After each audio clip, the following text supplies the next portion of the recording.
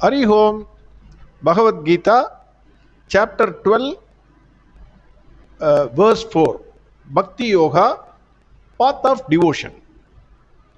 In the last verse, Bhagavan gave 8 words that describe the indescribable, or 8 pointers to show Brahman.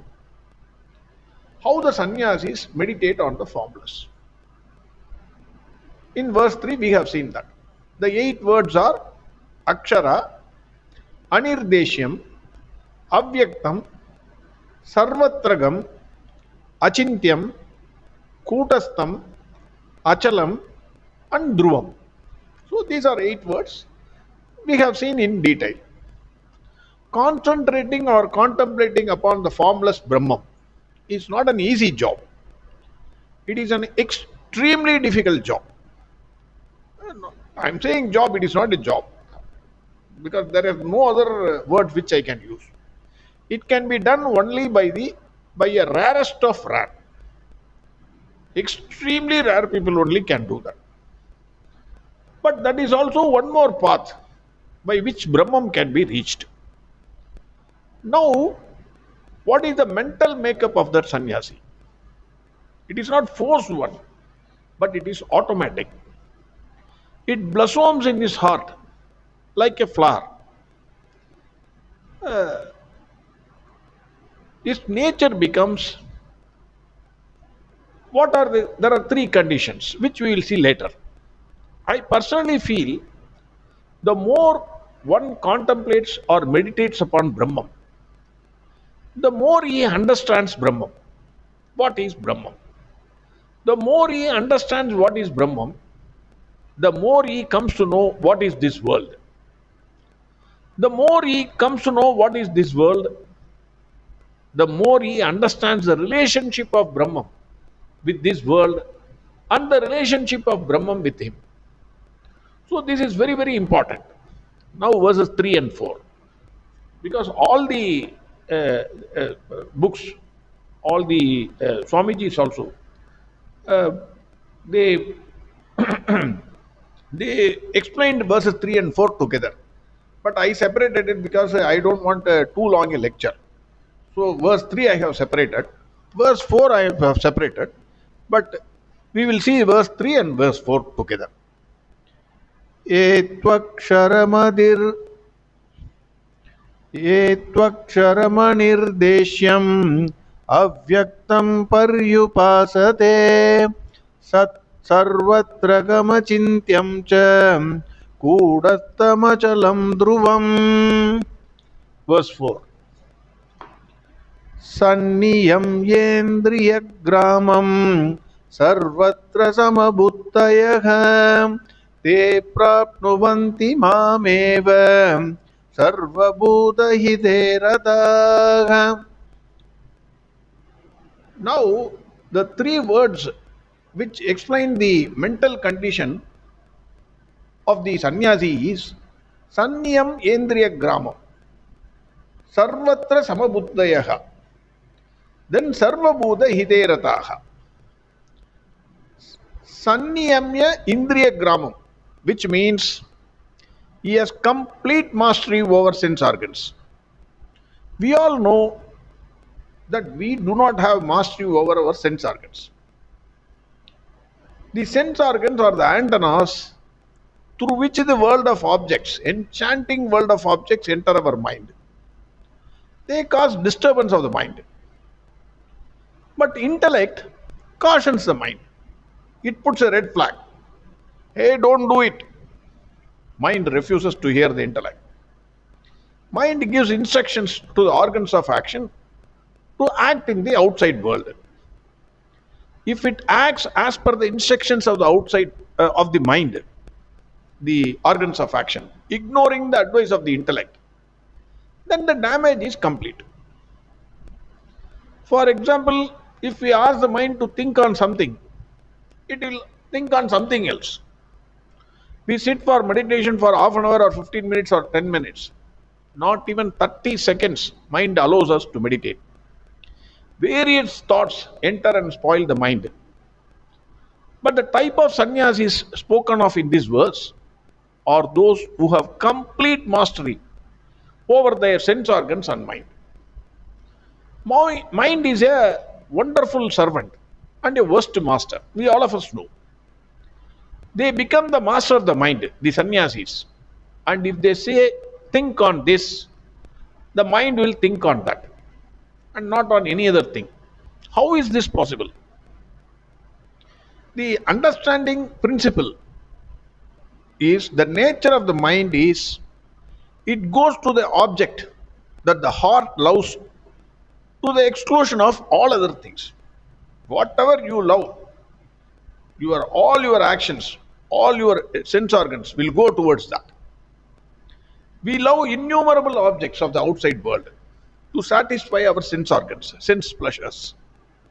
Hence, our mind jumps from one thought to another to acquire, possess, and enjoy. Whereas the sannyasi loves the Parabrahman. His mind automatically goes towards that, and all the sense organs become dormant. Because naturally, when the mind goes towards the object of love, all other organs of perception and actions, they become ineffective. Then the next words used by Bhagavan is Sarvatra Samabuddhi. That is, for this sannyasi, everything is the same. For him, whether he is a sage or a sinner, rich or poor, literate or illiterate, human being or animal, birds or insect, everything is the same. Everything is the play of Brahman. For him, a lump of clay, 100 grams of gold, or diamond or platinum, whatever you bring it before him, it does not make any difference. Everything is the same. Further, we are affected by the happenings of the outside world. Our happiness or sadness depends upon the outer situations over which we have no control. Nobody has control over the happenings of the world. Nobody has any control. A sannyasi knows whether it is sukha or dukkha, happiness or sadness, profit or loss, victory or defeat, pride or shame. Everything is the same. They are obverse and reverse of the same coin. His mental equipoise does not depend upon the happenings of the outside world. He is ever happy with himself. This sannyasi, whether he is in Himalayas or in the midst of a city, his mental coolness, mental calmness remains the same. He will not try to escape from the city life. Whenever we have a small fight in the family, immediately we think of, okay, I will become sannyasi tomorrow. He is not like that.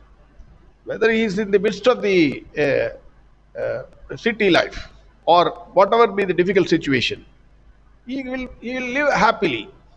He can easily see through the play of Brahman in every happening. Then the next condition, next mental status of that person, of that sannyasi is Sarva Bhuta Hite Rataha. That is, our nature is I, myself, and my family. That too, it is very limited nowadays. Me, my wife, and my children. No other, not even parents, not even brothers, not even sisters. Only I, myself, my family, that is my son, my wife, and daughter.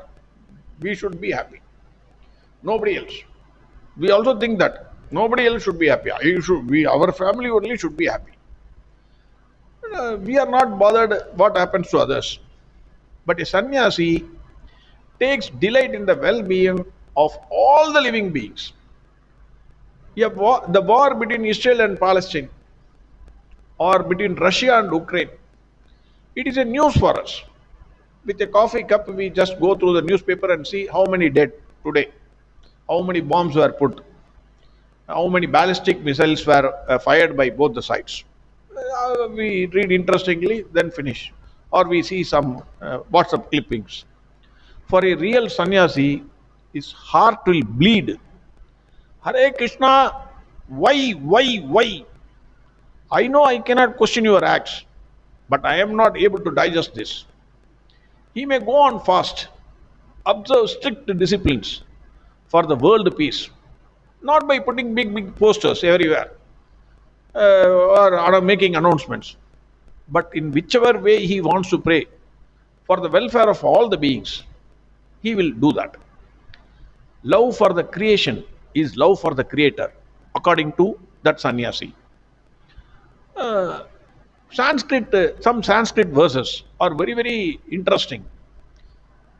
Paropakaraya palanti vrikshaha, paropakaraya vahanti nadyaya, paropakaraya duhanti gavaha, paropakarartham idam shariram. He will say the trees, they give fruits, not even one single fruit the tree will eat.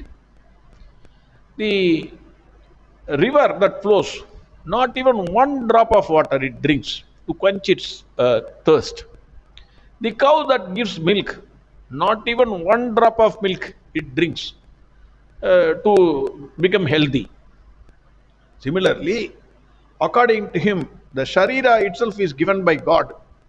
Given, it is only for the doing service for others. It is not for enjoying myself, for seeking the pleasures of the outside world.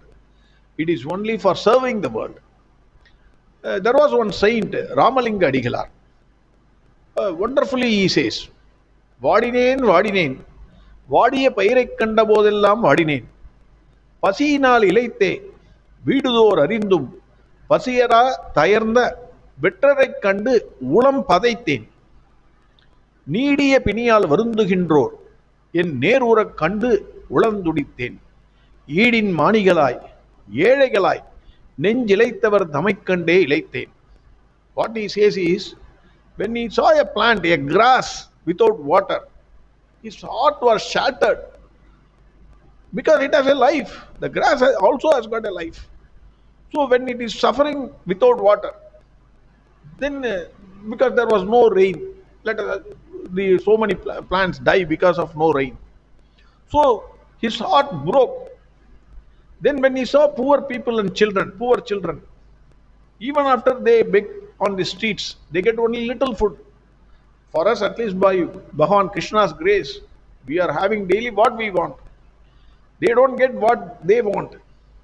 They cannot get even the amount of food that is required to quench their hunger. Little they eat, and then with hunger they sleep. When he sees that, he suffers. Mentally, he actually sheds tears. Then, when people suffer with incurable diseases, like cancer, you say, for example, he sheds tears. Hare Krishna, what is this? For him, it is Lord Muruga. Then, when self-respecting, honest people, the philanthropists, they were rich ones.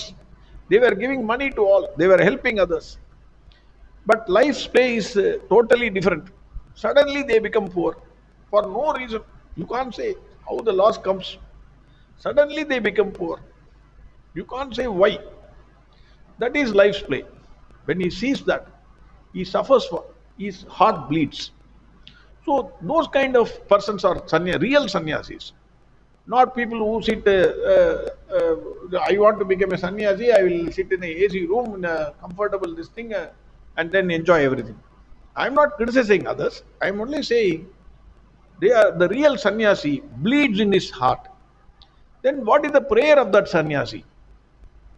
The Sanskrit verses say, Swasti prajabhya paribalayanta. Let people of all nations be blessed. Not only India.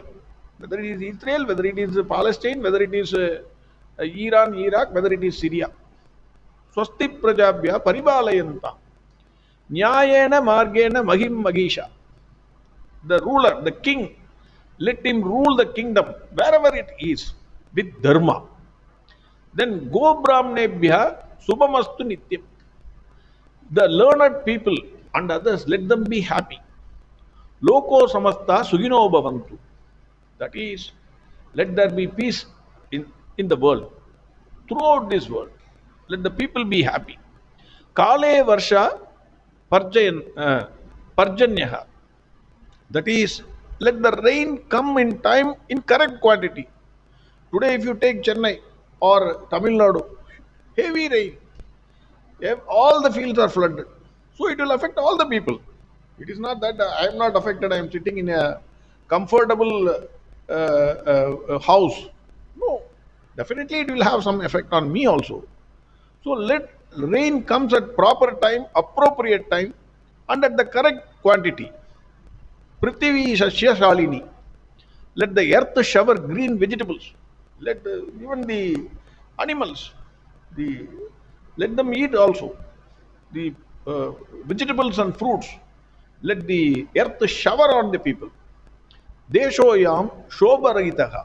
Let there be let there be not any trouble for the country. Sajjanas Santu Nirbhayaha. Good people, let them not have any fear. Anywhere, let them be permitted to go. Is it the situation in any country? You tell me. Then the prayer extends. Aputra Putrina Santu. That is, let the childless get children. Putrina Santu Pautrina. Uh, um, let your son or daughter get. They let them get. You get a grandchildren through them. So that happiness. Adana Sadana Shantu. Let the poor become rich. Jivantu Sharadam Satam. Let all of them, all the people live with health. 100 years let them live. Sarve cha Sugino Shantu. Let all the people be happy. Sarve Santu Nirmaya. Let all be healthy. Then Sarve Bhatrini Pashyantu. Let all of them see good things. Normally we see bad things in everybody. You bring the best fellow, Vishwamitra, you bring, immediately you will say something wrong against you. Durvasar, you bring, immediately you will say something wrong against you. But he says, the Sanyasi prays, let all of them see all the good things in this world. Ma kaschit dukkha bhag bhave. Let there not be any misery in this universe. This is the prayer. This is the prayer of the Sanyasi. Sarva Bhuta Hiterataha. Sarva Bhuta. Everything has got a life. Everything has got a birth. Why anybody is, everybody, if at all there should be suffering, let that suffering be on me. Others, let them live happily. This is the prayer. Already, Bhagavan in chapter 5, verse 25.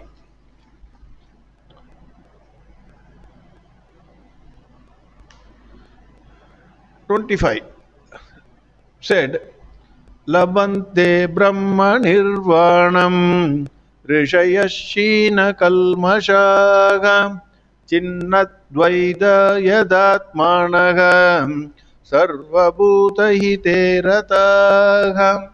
Already Bhagavan has said this in chapter 5, verse 25. Those rishis obtain absolute freedom or moksha.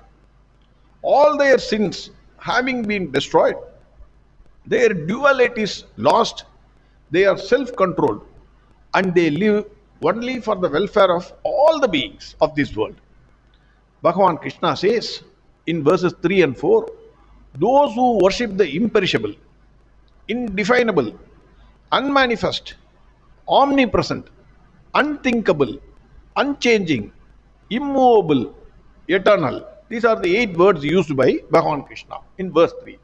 Having restrained all the senses, even-minded at all times and at all places, not depending on any outer situations, rejoicing ever in the welfare of all beings, they reach me.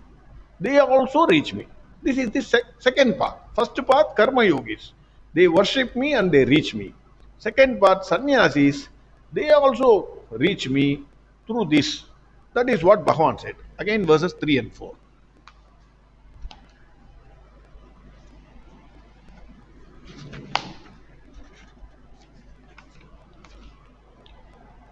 Ye tvaksharamanirdesyam avyaktam paryupasate sarvatra kamachintyam cha kudattamachalam dhruvam.